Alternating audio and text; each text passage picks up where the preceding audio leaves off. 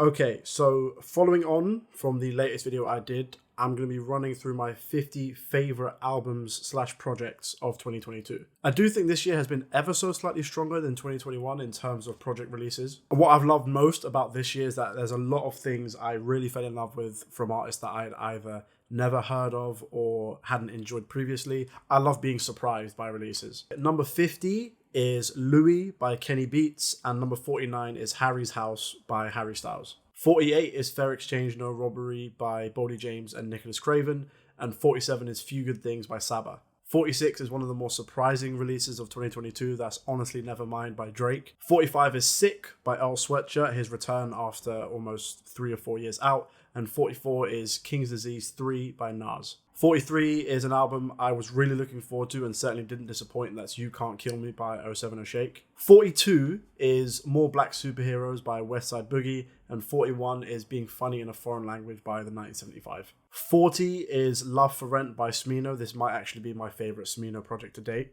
39 is I Never Liked You by The Toxic King Future, and 38 is an album that really surprised me, that's Confetti Nights by T-Shine. 37 is the ridiculously dark and highly conceptual new album from Quedeca called I Didn't Mean to Haunt You. 36 is Mr. Consistent, in my opinion, one of the best to ever do it, Pusha T, It's Almost Dry, and next one up is The Inspection by Cochise. 34 is one of many collab projects that dropped this year. I think we were blessed with collab projects this year, to be honest. That's Rock Marciano and The Alchemist with The Elephant Man's Bones. 33 is Soul Separately by Freddie Gibbs, and it's not particularly one of my favorite Freddie Gibbs projects, but I think it just proves how consistent he is, how consistently he's been performing at a high level, that something I think is in the middle of his discography is still one of my favorite projects of the year. 32 is Aethiopies by Billy Wood, and 31, I don't know if this is cheating or not, but it's my list, so fuck it. It's 2 albums. It's The Family and TM, the final albums by Brockhampton. The reason I've put them together is because they released, within 24 hours of each other. I think they are kind of inherently linked. One is like the necessary statement about the band itself, and then the second is the celebration of what made Brockhampton great in the first place. 30 is Cheat Codes by Black Thought and Danger Mouse, and 29 is yet another collab project, that's Killing Nothing by Boldy James and Real Badman. 28 belongs to the king of the sad boys. It's a sad boy album, super short as well, that's Smithereens by Joji. 27 is the debut album from Nux, Alpha House, and 26 is, in my opinion, this rapper's best project to date, God Don't Make Mistakes by Conway the Machine. Halfway through the list, 25 is Drill Music in Zion by Lupe Fiasco.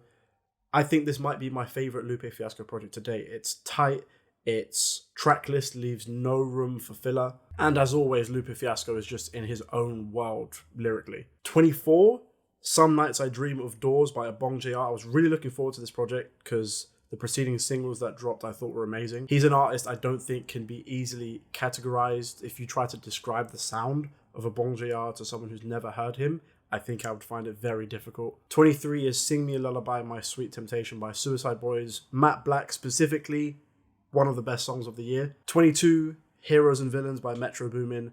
This is how you do a producer album, DJ Khaled. But seriously, for a project that has so many collaborators and contributors, both vocally and production-wise, it sounds incredibly cohesive. It feels like a movie, like a concept.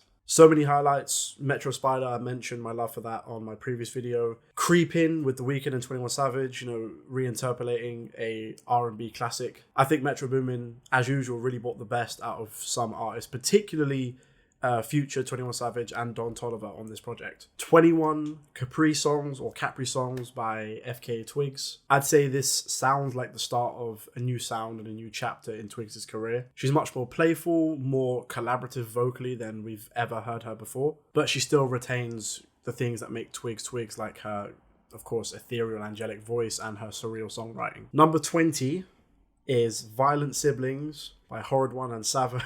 Oh my days, man.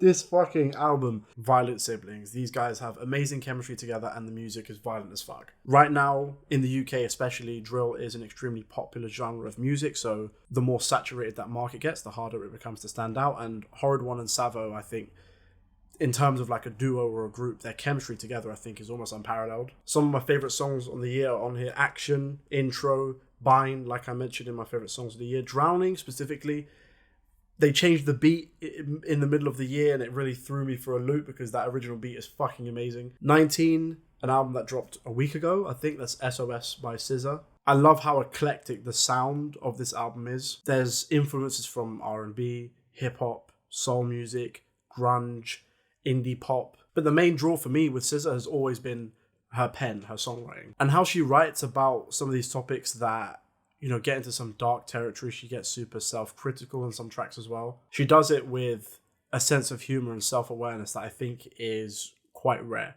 I think the track list is kind of stacked. There's Low, Blind, Too Late, Snooze, not to mention the tracks that dropped prior to the album releasing, like Shirt and Good Days and I Hate You. Number 18 is a man whose name you've heard multiple times on this list already, and that's because he releases at a volume which is unhealthy, but it's always fucking amazing. That's Boldy James and Future Wave with Mr. 1008. I don't know where Boldy James gets this writing ability from, because to pump out this level, this level of rap music at this rate is becoming almost unprecedented. In the last 18 months, Boldy has released 6 projects. He's released Super Tecmo Bo Jackson, Killing Nothing, Fair Exchange No Robbery.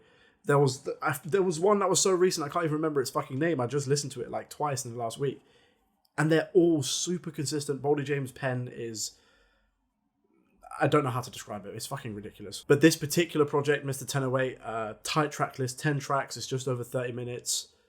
And it's a simple formula. It's amazing beats and Boldy just going absolutely stupid on them. And it works every time. Number 17 is Moto Mami by Rosalia. There's a reason why so many artists want to and love working with Rosalia. Rosalia's worked with, you know, she's one of the biggest artists in the Spanish-speaking world, and she has amazing crossover appeal to people who don't even speak the fucking language. I don't speak Spanish, and her music moves me before I've even had a chance to read the English translation. And this album here, it feels like she's taken some, you know, really traditional sounds, like Latin pop and pop music and just pop music in general, but specifically Latin pop, and twisted it and morphed it and brought in all these other influences, and it just... It's surreal, it's beautiful, it's serene, it's moving, and her voice and her vocal performances, particularly on this album, just drive everything. Like I said, it moves you before you've even had a chance to look at what it means. Some incredibly inventive sampling as well. The song Cute with the sample of the TikTok guy that sings in the forest is the best sample of 2022. And I love the fact that Rosalia is as big as she is making the music, the kind of music that she is as well, because you hear it and it's quite strange and it's quite surreal, and it's like these metallic shards of glass just smashing together inside an opera house. And if you're one of those people that can't be bothered to listen to it because it's in a different language and you just have to take a couple minutes out to read the lyrics, you're really missing out, because her songwriting is fucking amazing. Number 16 is I Love You Jennifer B by Jockstrap. Similarly with Rosalia, I cannot categorize this. If you asked me to list it in a genre, even a vague genre, I wouldn't be able to. Within the same album, you get amazingly arranged, produced, written, and performed ballad-type tracks. You get rock-type tracks. And in the final song, the 50-50 mix, you get this strange, almost surreal sensory overload of a new way to imagine dance music. Tracklist flows amazingly well. So many standout songs as well. Greatest Hits, Glasgow, the title track, Lancaster Court specifically. Number 15 is Non-Perishable by Toby Lou. First of all, the most important thing you must know about this album is that Toby Lou got one of the best T-Pain features I've ever heard in my fucking life. What I love as well is that Toby Lou is able to pull off and execute completely different sounds in the same album. On the opening track, he's just as comfortable doing the high energy, super bass heavy type stuff as he is with something like the closing track, where it's almost ballad-like. And this is one of those albums for me that it doesn't feel like, you know, like a super watertight concept of narrative, like stringing it all together. It's just consistently well-produced, well-performed track after track after track after track. Number 14. Number 14. Suspicious Activity by Sus. It took me a long time to get around to listening to this album. My boy suggested it to me very early on at the start of the year. I was too busy listening to Violent Siblings by Harold One and Savo to listen to another drill album. And I finally got around to it, and this shit fucking blew me away, man. And what's strange is that, you know, when you first hear a drill song or a drill album, the first thing that usually gets to you is the beats or how violent the imagery is or stuff like that. But what struck me first about Sus was his rhymes and his songwriting. If you were to strip away the content and the context of what he's rhyming about and just put them on a piece of paper, they are like immaculately written. And although this album is extremely violent, there's a lot of nuance and subtlety to some of these lyrics. Freedom's priceless, caught in the rain, Z to A, but the one that sticks with me a lot, even though I didn't list it in my favorite songs of the year, is the final track, Thrill, where you get like a peek behind the curtain of this guy or this character, and he talks about, have you ever sat down after you did some fucked up shit, but the fuck thing is you love that shit. That really leaves you with something to think of, like, and the track list as well. Like, he's put that last purposefully because it makes you question, okay, why is this person doing what they claim to be doing? Why would someone like this do something like this? It's a weird question to leave on because it's like, is this violence senseless if the perpetrator is aware of how senseless it is? It's almost like a paradox. Not to mention the production on this album goes insane. The vocal chops on Caught in the Rain are amazing. But aside from the nuance as well, we also just get straight up savage bars that are hilarious. Particularly the hook we get on Sticks and Stones where he says, put that pussy on a shirt, put that pussy on a shirt. I ain't her father, she called me daddy because I let her come first. That's poetry. Number 13, DTFK by Young KO from Young Thug's YSL label. The energy that this guy has is something to fucking behold. I think a sound like this and an album like this could be like the perfect bridge between like what was popping a couple years ago and what is going to come. Of course, being signed to YSL, you're guaranteed to garner some kind of comparison to Young Thug, and you can hear some of the Young Thug inspiration in some of these songs. One of the greatest achievements of this album is that he squeezed out one of the best ever features from Gunna. Because I like Gunna. I like Gunna on a lot of songs, but one of the criticisms that's levied against him is that it's the Gunna flow. He sounds the same. He sounds like he's not interested, blah, blah, blah. And he put Gunna into a kind of completely new context with his feature on Everything New. It's a beat you don't imagine a Gunna on. It's a beat you imagine Yeet on. He somehow manages to match his energy, and it's like a rare treat because I've never heard Gunna on a beat that's frankly this weird before, but I think it really works. Yeah, DTFK, Young KO. This album's amazing, and this kid's only like 19. I'm saying this kid is only like 19. Jesus Christ, I sound old. I can't wait to see what he does next, and him operating in the sound, there really is no better mentor than Young Thug. Number 12, Melt My Eyes, See Your Future by Denzel Curry. Denzel Curry is one of those rappers where every time he releases, I'm excited because I'm expecting and always receive a quality project from him. And with this new album, he's done something new once again. It's definitely his most somber and reserved project to date. It's jazzy, it's smoky, there's still some space for, the high tempo rage type tracks that Denzel Curry is usually associated with. Some of the features on here are quite cool as well, but in all honesty, I think Denzel Curry could have done this entire album without a single other vocalist and it still would have been amazing. He's expanded his scope, he's got grander, bigger, more ambitious, he's got cinematic. Walking, particularly, one of the best songs of the year. X-Wing, The Last, Melt Session, Angels, so many standout tracks. I don't know how he keeps doing this. I love the fact that it's a new sound. He even, gave us a little surprise a few months ago by releasing like a live recording version of a lot of these tracks, and I'm not like that live version of X-Wing goes undeniably crazy. Number 11 is a guy who was actually featured on that Denzel Curry album, and that's JID with The Forever Story. It was a long wait, it was almost 4 years, but it was 100% worth it. Since JID burst onto the scene, he's always been known as that guy with, the ridiculous technical rapping ability. But it takes a special talent to combine that raw rapping ability with amazingly structured songs and being an amazing songwriter as well. And JID now, I think, has firmly established that. He's more vulnerable than ever, particularly on songs like System M. That song gets me every time. And he's singing more as well now. On Cody Blue 31, he's doing a better job than I imagine like some R&B singers would do on a track like that. And of course, just what he does just on a purely technical, lyrical level with words themselves and how he manipulates them to his will and at his whim it's unquestionable. It's unquestionable. It's ridiculous. Into the top 10, kicking off the top 10, an album I knew was going to be great because this artist is supremely talented. That's Nymph by Shygirl. This album has a song called Coochie, A Bedtime Story. How can it not be one of the best 10 albums of the year? This album wasn't particularly what I was expecting, but I'm really glad with how it turned out. It's a lot more electronic and experimental and poppy than I thought. And I think, personally, this works even more than it does her traditional rap songs. And I love when Shygirl raps, but what she does with electronic and pop music on here is so fucking good. An album called Nymph, you can imagine. It's an album about sex. It's an album about lust and desire and love and relationships and physicality and those things. And the way she expresses and lives in these emotions is just so vivid. You can hear the influence from so many different sounds and genres.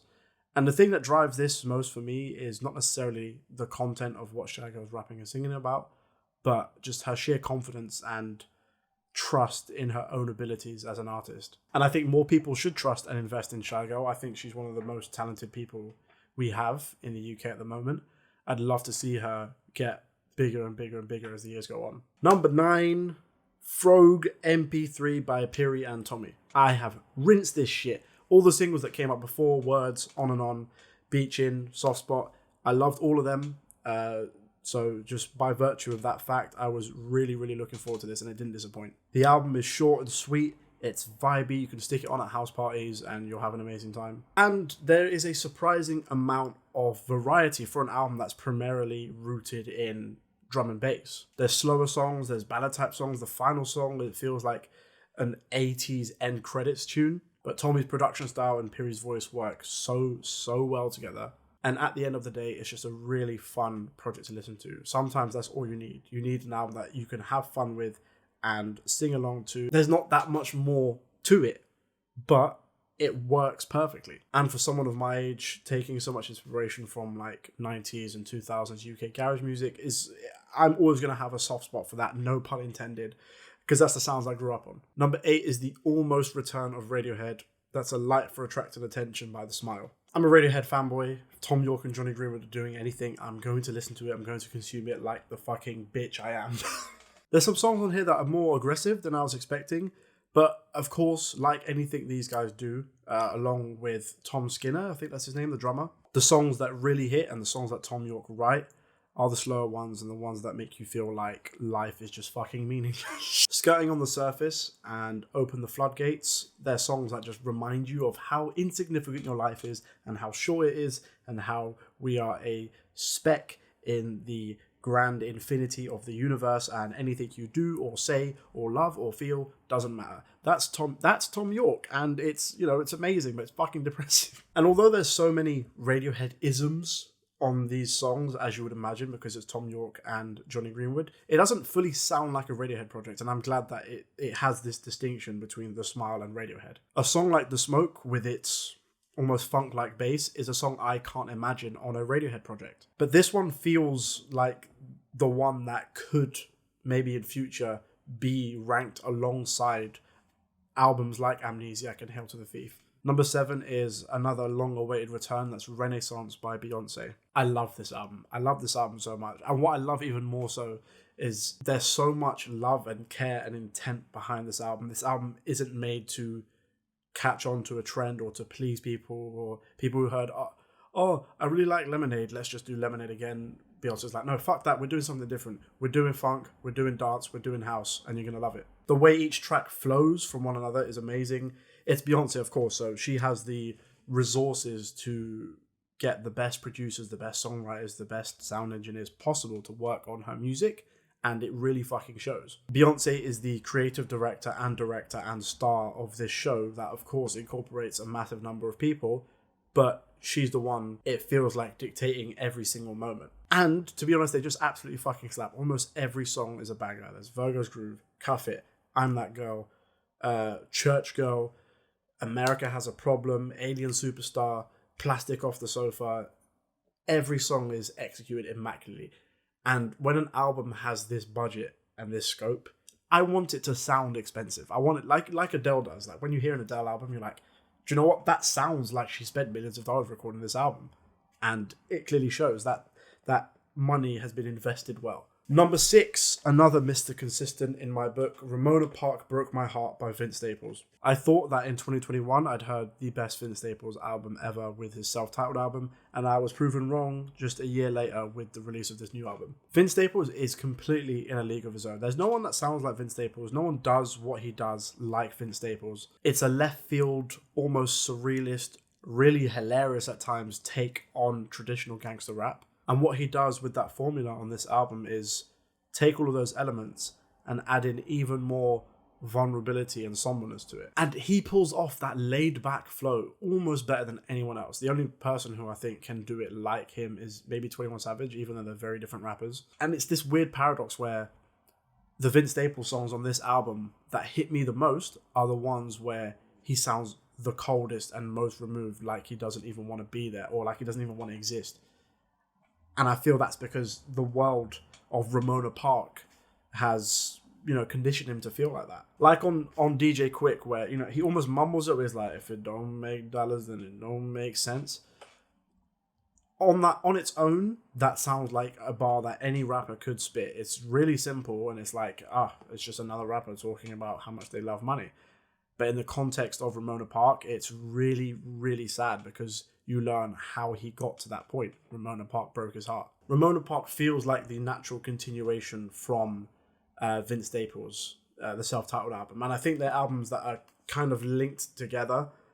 They both share this cold, numb aesthetic, especially with the way Vince Staples is rapping on a lot of these tracks. When I hear this album, I feel like I'm living in that world. I feel like I can smell Ramona Park and see like the day-to-day happenings and what's going on. And it takes a lot to do that, and Vince Staples is so good at just pulling you into his world while you listen to his music. Top 5 already. Number 5, Dawn FM by The Weeknd. Up until Dawn FM, House of Balloons was my favourite Weeknd project, and that has now changed. With each project, The Weeknd's love and affinity for the 80s seems to grow stronger and stronger and stronger, and I don't think he can get any more obvious than Dawn FM. I love the concept, I love the transition between the songs. Jim Carrey narrates the motherfucker. His songwriting is dark, it's eerie, it feels like this is the first time I've felt where he's done the 80s sound, and he feels like he genuinely could be from the 80s. The Weeknd's got to a point in his career now where he's so incredibly big, he's setting up stadiums like regularly now, where he doesn't have to chase anything. He doesn't have to prove himself. He doesn't have to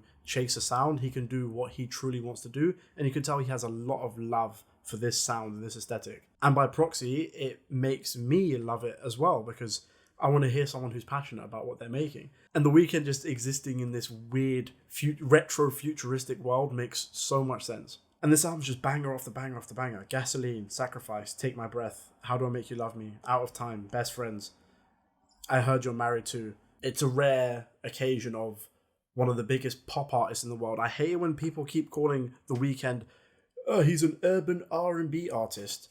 He's been making pop music for like 6 years. I don't know why you still want to call him R&B when he very rarely makes R&B songs anymore. He's a pop artist. He's one of the biggest pop artists in the world, and he's able to make what he wants no matter how weird and eccentric it is. And I think that is something to be applauded. Number 4 is an album I didn't know existed until 2 weeks ago, and it's fucking amazing. It's Universal Credit by Jeshi. And it's one of those rare albums where I struggle to remember the song titles, even though, I love music. I remember, song titles and when they came out and all this stuff. I struggle to remember the song titles at the moment because I'm always just playing it all the way through. It's 35 minutes. Every song is amazing. And it helps as well that, I think he's a similar age to me and he raps about things that I'm very familiar with. It's called Universal Credit. If you're in America, that's like the welfare scheme over here in the UK, and to put it plainly, it's fucked. And what I like as well is, on the face of it, if I saw an album called Universal Credit and didn't hear it, I would imagine there'd be some sort of critique of, the government and the political structure in this country in general. Instead of just writing down in a song and saying, Boris Johnson is a cunt, this is unfair, these are the inequalities, it's like, okay, that works with certain styles of songs. When you're making like, if you're making like a punk rap song where you're screaming really loud, you know, you can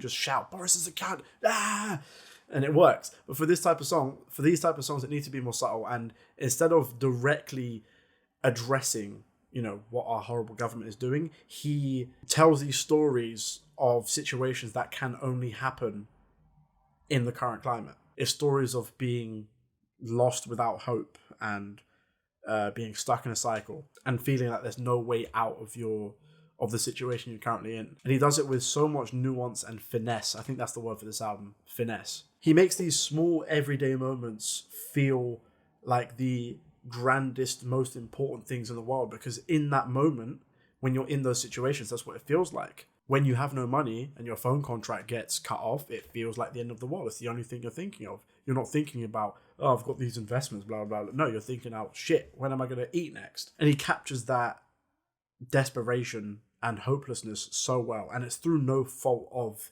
the person in that situation. It's a society and a culture that allows these things to happen and almost encourages it. Encourages that inequality, and it's almost necessary for a certain amount or type or class of people to always remain in that same situation. But this album does make you think, and it makes you think through stories that are really relatable and day to day and down to earth. And Jesse feels like one of those rappers, even from just hearing this album over the past couple of weeks. Jesse feels like one of those rappers where it could be any of us. Like anyone could be this guy. It's not, oh, I'm the chosen one because I was special. It feels like this person knows exactly what it's like to exist in these situations, and it makes the story so compelling and genuine. Top 3. I'm not gonna lie, my top 3 has not changed in about 6 months.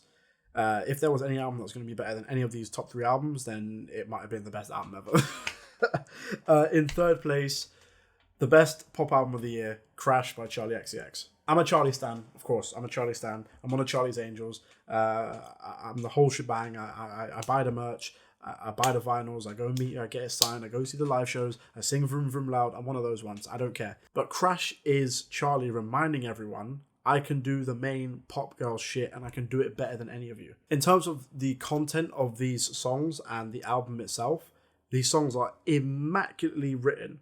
Like, it's a pop music Bible. Yuck, Lightning, Every Rule, Move Me, Baby, Beg For You, every song. And this is 33 minutes. It's watertight as shit. And as usual with every Charli XCX project, it's her swagger, it's her charisma, it's her confidence, it's her sensuality, it's her sense of humor as well. And on this one, more so than most Charli XCX albums, her honesty and her vulnerability. It's getting to a point with Charli now where I don't know what she can do wrong. She's a better rapper than your favorite rapper as well. Don't forget about that. She's a spitter. Go listen to Yuck. Go listen to 5 in the Morning and tell me she is not a better rapper than your favorite spitter. But in all seriousness, Crash is an amazing just collection of perfect pop songs and has just the right amount of raw, quite open and honest vulnerability and just straight up pop bliss perfection that you can just sing your heart out to. Okay, so the runner-up, and for people that might know me, this being number 2 and not number 1 might be quite surprising, but I just have to be honest with myself. Kendrick Lamar, Mr. Morale, and the Big Steppers. I have so much to say about this album. That's why I had to do a 30-minute additional video after I did the reaction to it. I was waiting for this album for 5 years.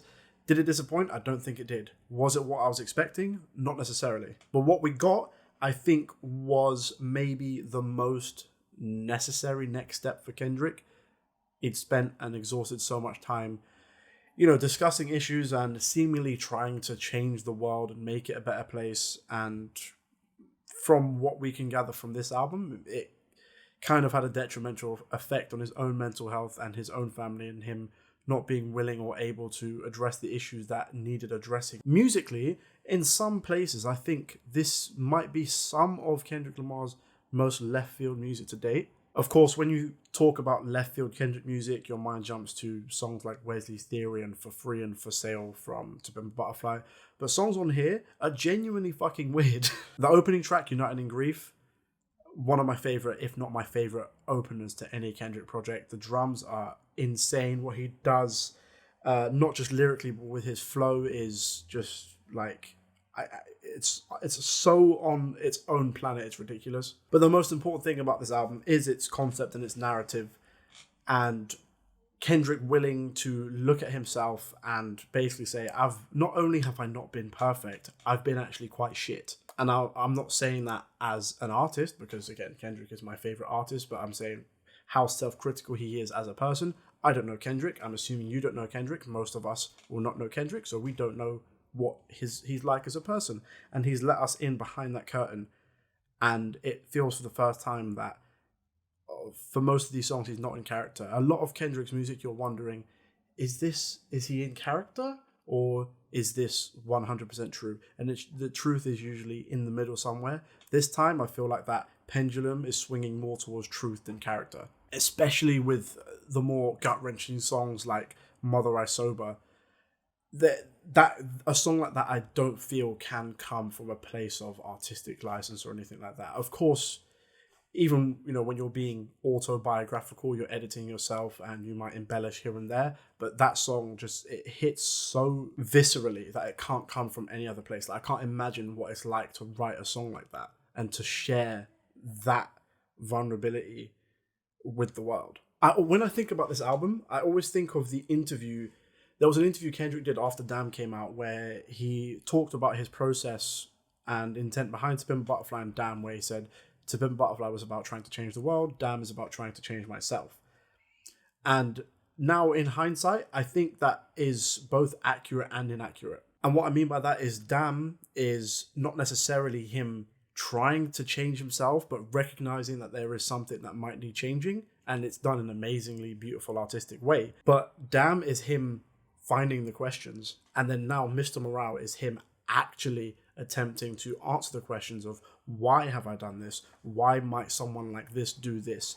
And of course that manifests itself in discussions about generational trauma and childhood trauma and sensitive topics like abuse as well. But one of the core concepts of the album is Kendrick dismantling his savior complex that he's had on record for a few years now, and it's done in an amazingly raw and emotional and honest way. I could spend all day talking about this. I love this album. It's Kendrick Lamar. I love everything he does. Apparently, I try not to be biased with him. He's not at number one, so that's as unbiased as I'm gonna get. At number one, I knew this was number one within maybe a week of hearing this towards the start of the year. This album fucking amazing. Ant's From Up There by Black Country New Road.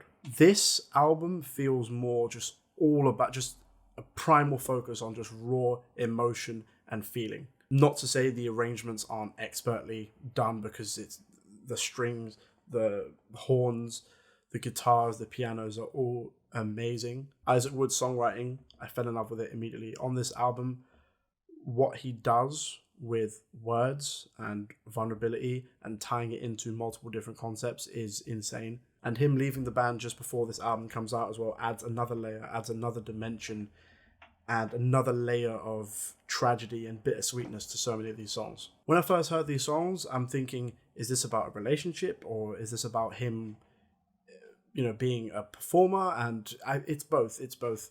And the way Isaac Wood chooses words to illustrate and paint really vivid pictures about extremely specific emotions is unlike anything I've ever heard. There are these running themes and motifs throughout the album about concord, about holes being dug, which could be a metaphor for so many different things, particularly when you bring in the reason why he left the band due to his mental health. The song Bread Song, that hits me every single time. The lyric about, I never felt the crumbs until you said this place is not for any man nor particles of bread.